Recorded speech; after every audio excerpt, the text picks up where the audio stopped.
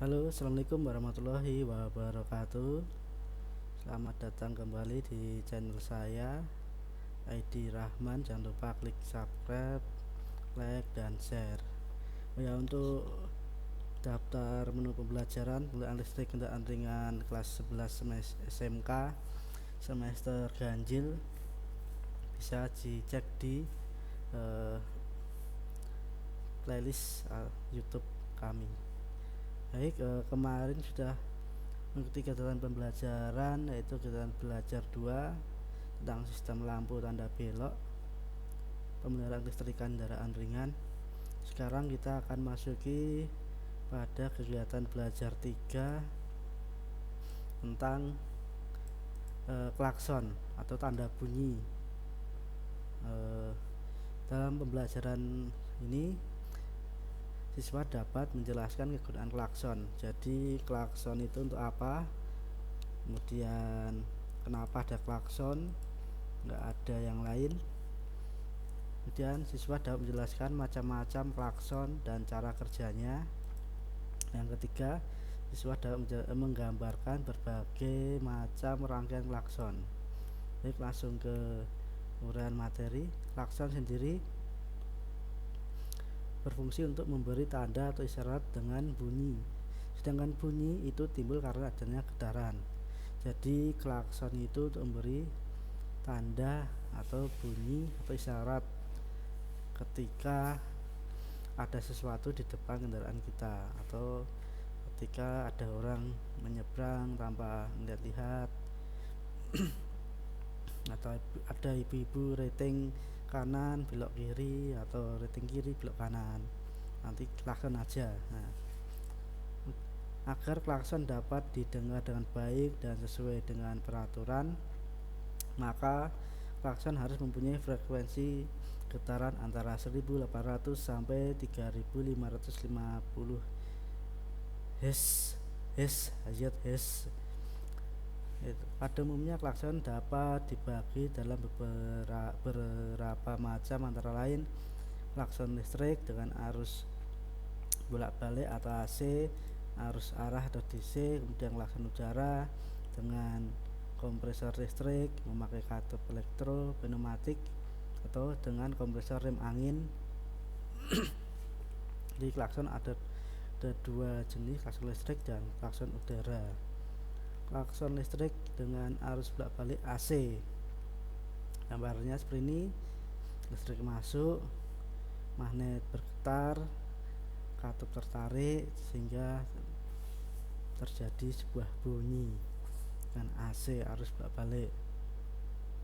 Pada magnet listrik akan terjadi pergantian kutub-kutub utara dan selatan sesuai dengan frekuensi listrik. Akibatnya membran bergetar.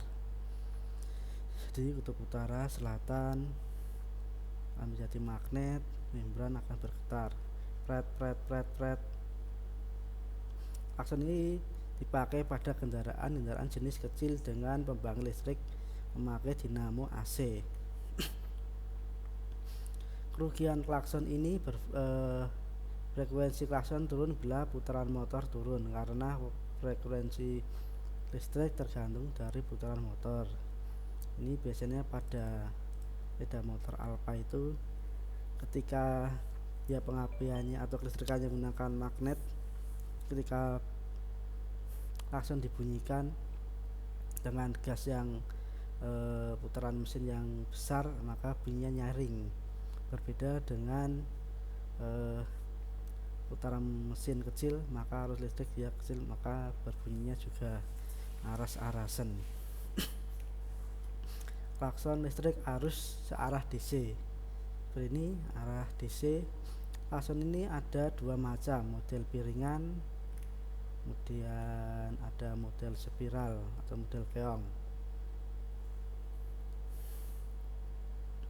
Selanjutnya, klakson piringan tidak memakai corong resonansi, tapi menggunakan plat resonansi agar suara lebih harmonis. Biasanya untuk penyetelan di mur sini. Jenis klakson ini merupakan pelengkap standar pada setiap kendaraan baru. Jadi setiap kendaraan baru atau setiap kendaraan bermotor klaksonnya modelnya seperti ini, standar, bunyinya tin-tin.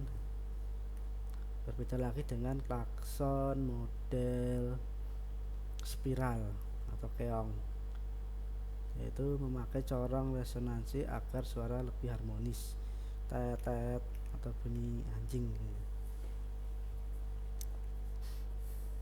Prinsip dasar klakson listrik DC atau Palu Wagner. Jadi dari sini nomor 1, ini jati magnet, ini ketarik harus putus, dia kembali lagi, magnet lagi putus, dan seterusnya. Ini ada platina. Jadi magnet dari alur listrik jadi magnet, kemudian membran ketarik atau ini besi tertarik, kemudian getaran di sini, getaran ini tet kembali dan seterusnya. Dan untuk 3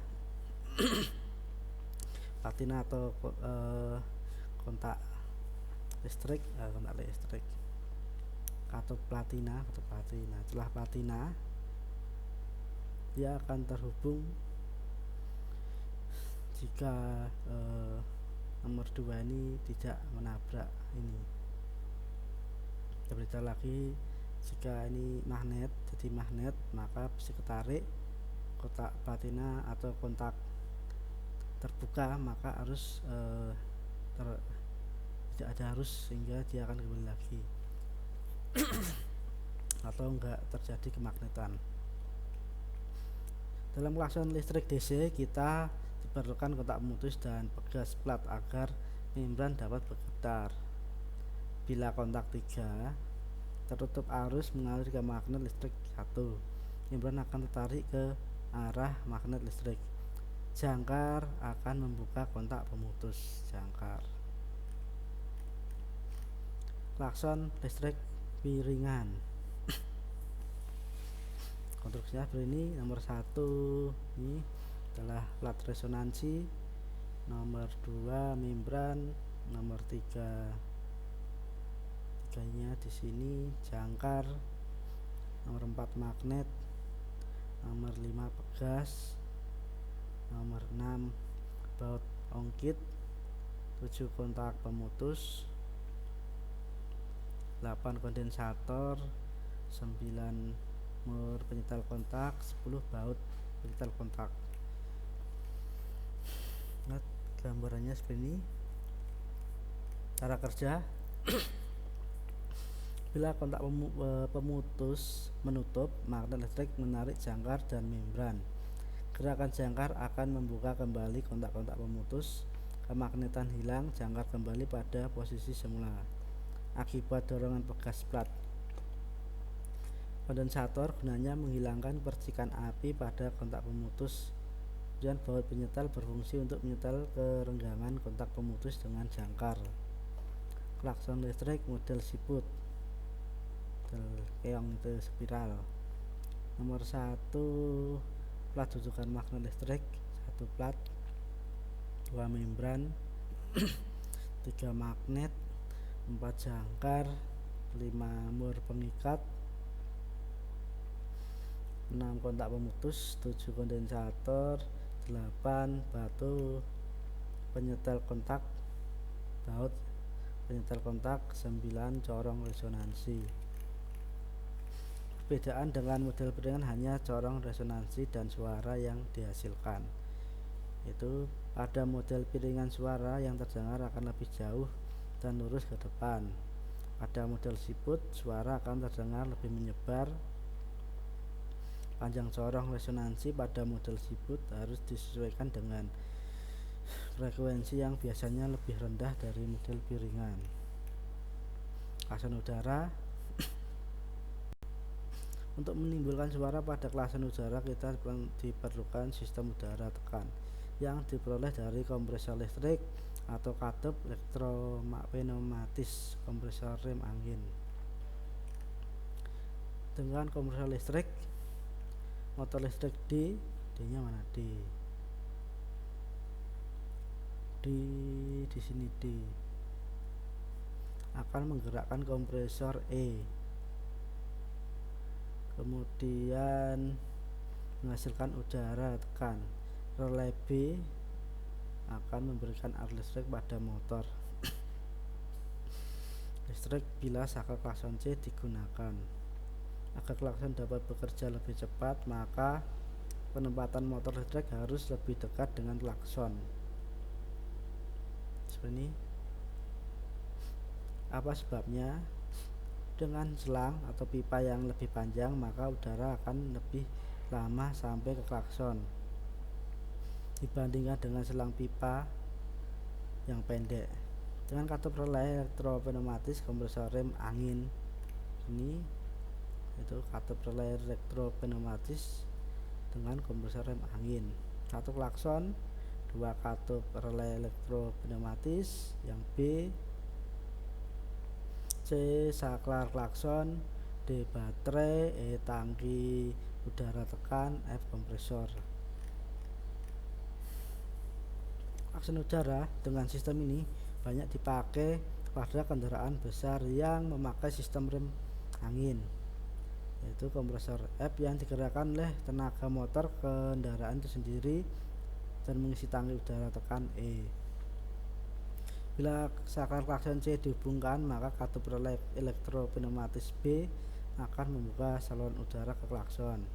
Udara tekan akan menggerakkan plat getar sehingga klakson berbunyi. Jadi ini tadi kompresor F. Dari kompresor ini, bila ada arus listrik, kompresor akan mengaliri udara di tabung akan membuka dengan katup B relay membuka sesuai dengan saklar yang terhubung, sehingga terbunyilah klakson. Biasanya digunakan pada bus-bus besar atau bus pariwisata, bus modern, bus tayo juga bisa, atau pada truk-truk besar. Rangkuman kegiatan belajar 3. Klakson sendiri berfungsi untuk memberi tanda atau syarat dengan bunyi, sedangkan bunyi itu timbul karena adanya getaran. Agar klakson dapat didengar dengan baik dan sesuai dengan peraturan, maka klakson harus mempunyai frekuensi getaran antara 1800 sampai 3500 Hz. Pada umumnya klakson dapat dibagi dalam beberapa macam, antara lain klakson listrik dibagi menjadi 2, arus AC dan arus DC. Selanjutnya klakson udara dengan kompresor listrik, nomor katup elektropneumatis dengan kompresor rem angin. Yang ketiga klakson listrik dengan arus DC, kedua macam, model piringan dan model siput spiral. Perbedaan dengan model piringan dan model siput hanya corong resonansi dan suara yang dihasilkan. Jadi perbedaannya hanya corong resonansi dan suara yang dihasilkan. Itu pada model piringan suara yang didengar akan lebih jauh dan lurus ke depan. Pada model siput suara akan terdengar lebih menyebar. Pada model corong resonansi, pada model siput harus disesuaikan dengan frekuensi yang biasanya lebih rendah dari model piringan. Klakson udara, untuk menimbulkan suara pada klakson udara kita diperlukan sistem udara tekan yang diperoleh dari kompresor udara listrik atau katup elektropneumatis atau kompresor rem angin. Tugas kegiatan belajar 3, yaitu yang pertama identifikasi jenis klakson, identifikasi jenis konektor yang digunakan. Selanjutnya tes formatif yang wajib dikerjakan, jelaskan fungsi klakson, kemudian beberapa frekuensi getaran agar klakson dapat didengar dengan baik. Sebutkan penggolongan klakson secara umum, ada beberapa macam klakson listrik, sebutkan macam-macam klakson udara, ada 2 macam klakson listrik arus searah DC, sebutkan. Kemudian sebutkan perbedaan klakson piringan dibandingkan dengan klakson siput. Selanjutnya sebutkan komponen yang dibutuhkan pada klakson udara yang menghasilkan tekanan udara. Selanjutnya untuk jawaban dikerjakan di selembar kertas. hanya dikumpulkan pada guru bersangkutan atau foto lewat tugas di lembar jawaban atau dikirim jawaban.